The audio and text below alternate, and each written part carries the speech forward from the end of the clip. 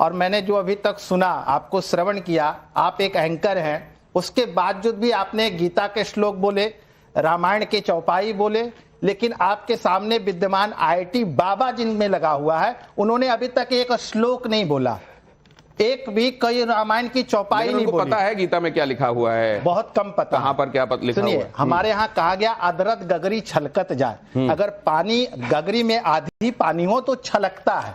उनका कारण मात्र यही है। ये आईआईटी बाबा हुए, वहां भी उन्होंने पूर्ण ज्ञान प्राप्त नहीं किया, आध्यात्मिक ज्ञान में भी उनको पूर्ण ज्ञान प्राप्त नहीं हुआ। क्यों? क्योंकि गुरु का सानिध्य नहीं कह रहे हैं इनको भी मारेंगे। गुरु का सानिध्य नहीं मिला। वेद में खुद देने वाला वो वेद सिखाएंगे। मतलब हमारे यहाँ कहा गया अभिवादन शीलस्य नित्यम वृद्धोपसे विना चत्वारि तस्य वर्धन्ते आयुर्विद्या यशो। किसने लिखा है? वेद किसने लिखे हैं? वेद किसने लिखा है? श्लोक आप जो बोल रहे हो किसने लिखे? 4 वेद है ना, एक श्लोक सुना दीजिए मुझे। नहीं, भगवान ने लिखे, किसने लिखे? सुनिए, सबका वेदों का वेद व्यास जी ने लिखा, यजुर्वेद का याज्ञवल्क्य ऋषि ने लिखा, और यजुर्वेद का प्रथम श्लोक सुना दीजिए, मैं आपको जो कहिएगा सो। या चारों वेद में, ऋग्वेद, सामवेद, अरे मैं कोई नहीं सुनाऊंगा, मैंने पहले डिक्लेरेशन कर रखा है। आप बाबा हैं, 5वां वेद लिख रहा हूं। आपको आध्यात्मिक 5वां वेद मैं सुनाता हूं। 5वां वेद आप बताइए, हमने चारों वेदों को पढ़ा, लिख रहा हूं मैं यहाँ खड़ा हूं और आपने कोई अध्ययन नहीं किया, शास्त्रों का ज्ञान नहीं है, वेदों का ज्ञान नहीं है, एक श्लोक नहीं जानते। आपकी बात को मैं उस तरीके से ले जाता हूं ताकि उसका जवाब मिल सके, ईगो पे बात ना लगे। मैं आपसे ये जानना चाहता हूं, ये इनका कहने का मतलब ये है कि एक रिजीम में डालने के बाद उसकी एक प्रोसेस होती है जिससे कोई एक व्यक्ति कहीं पर पहुंचता है। जैसे आपने आईआईटी तक पढ़ाई की, तो आपने 10th किया, 12th किया, आप सेलेक्ट। यार मैं सब जवाब दे नहीं रहा ना, जो मैं ऑलरेडी अपने आप को भगवान बोल चुका हूं, मुझे सब बकवास में क्या इंटरेस्ट है? आप भगवान हो? मैं राइट हूं। आप वो कह रहे हैं कि मैं बाबा से भी ऊपर, मैं ईश्वर हूं। हाँ, कब से बोल रहा हूं? मैं पागल हो गया? बोल बार वीडियो भी दिखाई तुमने, बार बार बोल रहा हूं। एक सेकंड बाबा, ये वो वाली बात है जिसमें हम कहते हैं हम ईश्वर के अंश हैं। नहीं, मैं हमारे अंदर ईश्वर विद्यमान है। मैं खुद को कृष्णा बोल रहा हूँ ना, सिंपल साफ साफ बोल देता हूँ। मैं खुद को कृष्णा बोल रहा हूँ बस। बोलने की क्या, आपको लोगों को बताने की क्या जरूरत है? आपको अरे मैं कुछ भी करूँ, आपको क्या जरूरत है? आप मुझे बताने वाले कौन होते हैं कि मैं क्या कर सकता हूँ? भगवान कैसे हो सकते हैं? मतलब मैं कुछ भी करूँ? भगवान किसे कहते हैं? भा से भूमि, एक बात से गगन, वा से वायु, ना से नील और आ से अग्नि, पंच तत्व को हम लोग भगवान। आपकी आराम से बात कर रहा था ना मैं, देखो कैसे चिल्ला गए। मतलब मैं अंदर कुछ है, मैं इनके अंदर कुछ है। वो ये कह रहे हैं कि आप मेरे से आराम से अपनी बात पूछिए। मैं एक बात आपकी ले जाना चाहता हूं। हाँ बाबा, इस तरह के उन्होंने कहा कि मैं अब इस तरह में बांसुरी बजाने लगूंगा। हाँ। लेकिन एक बात मैं ये जानना चाहता हूं, आपने ये कहा कि अपने आप को बताने की आवश्यकता क्या है? अपने आप को बताने की आवश्यकता क्या उस समय जब भगवान राम हुए या जब भगवान कृष्ण हुए, उस समय आवश्यकता पड़ी थी या नहीं पड़ी थी? आप जरा इसको यहाँ ममता का लीजिए, आप तब से कुछ चीजें देख रही हैं और आप नोट डाउन भी कर रही हैं। क्या महत्वपूर्ण ऑब्जर्वेशन है अभी तक आपके? इनको वेद मूर्ति से आज वो कर देते हैं ना पूरा। मैंने जल्दी से यहीं पर अभी आईआईटी बाबा जी के लिए 2 लाइंस लिखी हैं, तो वो मैं पहले पढ़ना चाहती हूँ। कहो आईआईटी बाबा या अभय सिंह, कहो आईआईटी बाबा या अभय सिंह, ईश्वर की भक्ति में तल्लीन बाबा की भक्ति है सुप्रीम। तार्किक बातें, सनातन का सम्मान, ईश्वर का अंश, ज्ञान का भंडार, त्याग की प्रतिमूर्ति।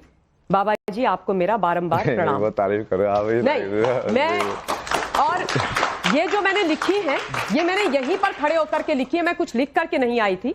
तो इस तरह के चैलेंजेस जो आप सुन रही हैं, वो जायज है नहीं है? मैं उसी पर आ रही हूँ और मैं ये बोलना चाहती हूँ कि आज जो मैंने लिखा है, ऐसा नहीं है कि मैंने इनको अभी सुना इसलिए लिखा, नहीं। जब से ये वायरल हुए हैं, जब से ये महाकुंभ में गए हैं, मैंने इनका हर इंटरव्यू सुना है, मैंने इनकी हर बात सुनी है। और एक बात है कि एक पढ़ा लिखा व्यक्ति यदि सनातन, जो वो सनातनी है, उसको वो प्रीच कर रहे हैं, तो उसमें विरोध क्यों?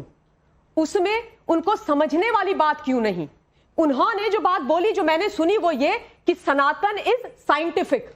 तो सनातन धर्म वास्तव में विज्ञान है। हमारी जितनी भी चीजें हैं वो वैज्ञानिक है। एक चीज वो वैज्ञानिक है। जब हम गंगा मैया में जाते हैं ना, जब हम महाकुंभ में भी जाते हैं, त्रिवेणी घाट में भी जाते हैं, तो पहले हम गंगा जी का संगम का पानी लेकर के अपने सर में डालते हैं, उसमें पैर नहीं डालते हैं। क्यों? ये मैंने बचपन से किया है। क्यों? क्योंकि अगर पैर डालेंगे तो जो पैरों की तपिश है, गर्मी है, वो ऊपर आएगी, और अगर ठंडा पानी सर में डालेंगे तो गर्मी नीचे जाएगी। तो Sanatan is directly related to science and that is what he is talking. उस पे जाएंगे हम, लेकिन मैं ये जानना चाहता हूं, he is saying I am God. हाँ, यू सब्सक्राइब टू इट? देखिए, हमारे यहाँ पे सनातन में क्या बोलते हैं? कण कण में भगवान है। हाँ। तो कण कण में भगवान है जब हम मान रहे हैं, और हम ये भी कहते हैं कि ईश्वर का जो हमारे अंदर जो आत्मा है, आत्मा अजर अमर है, ठीक है ना? ये आपने महत्वपूर्ण बात कही है, लेकिन कण में उन्होंने उनसे मैंने ये सवाल पूछा कि जैसे हमारे अंदर ईश्वर विद्यमान है, क्या आप वैसे ही कह रहे हैं कि मेरे अंदर भी ईश्वर विद्यमान है? उन्होंने कहा नहीं, मैं कृष्णा हूं। अब ये क्या वही one and the same thing है या इसमें फर्क है, अलग अलग है? ये आपसे समझूंगा, लेकिन मानवी आपको क्या दिखाई देता है? देखिए, मेरे को तो जो अभी तक मैंने सुना ये दिखाई देता है कि एक व्यक्ति जिसका अच्छा करियर चल रहा था, वो अच्छा सेटल थे, अच्छा कमा रहे थे, कहीं ना कहीं अगर वो हर चीज को त्याग करके सनातन को जानना चाहते हैं, सनातन में रुचि रखते हैं, तो कई लोगों के पेट में दर्द क्यों हो रहा है, क्यों आपत्ति है? क्या बाबा से कई लोग जल रहे हैं? क्या अगर वो ज्ञानी, उनका कसूर क्या है? उनका कसूर क्या है? वो एक बाबा है, क्या वो पढ़े लिखे हैं, ये उनका कसूर है? क्या वो कसूर है कि वो थोड़ा ज्ञान, उनको थोड़े ज्ञान है ज्यादा, वो अगर वो ज्ञान देना चाहते हैं, ये उनका कसूर है? क्या वो फेमस हो गए रातों रात, लोग उनको पसंद करते हैं? जैसे अगर उनकी कोई भी वीडियो आप देख लें, अगर वो डांस कर रहे हैं तो लोग उनको पसंद कर रहे हैं, क्या ये उनका कसूर है? अगर कोई प्रवचन दे रहे हैं, लोग उस चीज को भी देखना चाह रहे हैं, क्या ये उनका कसूर है? क्या ये उनका कसूर है कि रातों रात उनको टीआरपी मिल गई, और जो साधु संत बैठे थे महाकुंभ में उन लोगों को टीआरपी नहीं मिली? तो कहीं ना कहीं ये इनकी कसूर क्या है? जलन की भावना दिख रही है, हाथ में जो है जलन की भावना इनके मन से दिख रही है। क्या ये जलन की भावना है या उन लोगों का जायज सवाल है जिन्होंने शास्त्र के तरीके से, शास्त्र के नेत्रों से ईश्वर के बारे में जाना है? लेकिन पहले कपिल सर आपके पास आ रहा हूं। ये साइंस की निगाह में आपने जो किताबें पढ़ी हैं, आपकी किताबों की रोशनी में ये क्या है? मैं आपको उसके साथ एक और चीज कह दूं, मैंने एक किताब कोई 20 साल पहले भगवत गीता पे भी लिखी थी, तो वो भी मैंने लिखी है, तो मैंने उस हिसाब से भी पढ़ा हुआ है। बस अगर ये कहते हैं मैं सुप्रीम हूं, जैसे आपने उनसे सवाल पूछा, तो मैं इसी क्षण अपनी डिग्री फाड़ने को तैयार हूं, मैं अपनी एजुकेशन छोड़ने को तैयार हूं, और मैं आप जो बोलोगे इनका तो जो भी ये कह रहे मैं चक्र चला दूंगा, वो चला दूंगा, मैं कह रहा हूं वो जो चक्र चलाएंगे वो इन्हीं के ऊपर मैं डाल दूंगा।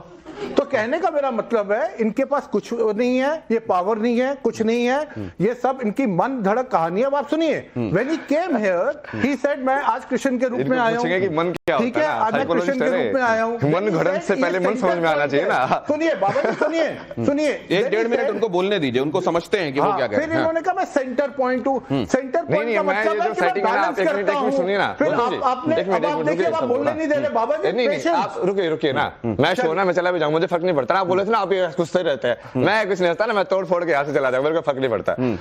मैं जो है अभी कल की वर्ल्ड जो बना रहा हूँ उसमें मैं होस्ट हूँ, मैं डिसाइड करूंगा कि कौन कैसे बात करेगा। ये ओपिनियन वाली बात मैं करता नहीं हूँ। जिनको दुनिया आईटी बाबा के नाम से भी जानती है और जिनका अपने बारे में दावा यह है कि मैं ईश्वर अवतार हूं, क्या वो अपने बारे में आलोचना बर्दाश्त करते हैं? क्या वो अपने बारे में ऐसे कमेंट्स जो उनको लगता है कि अप्रिय हैं, क्या उनको बर्दाश्त करते हैं या नहीं करते हैं? लेकिन उससे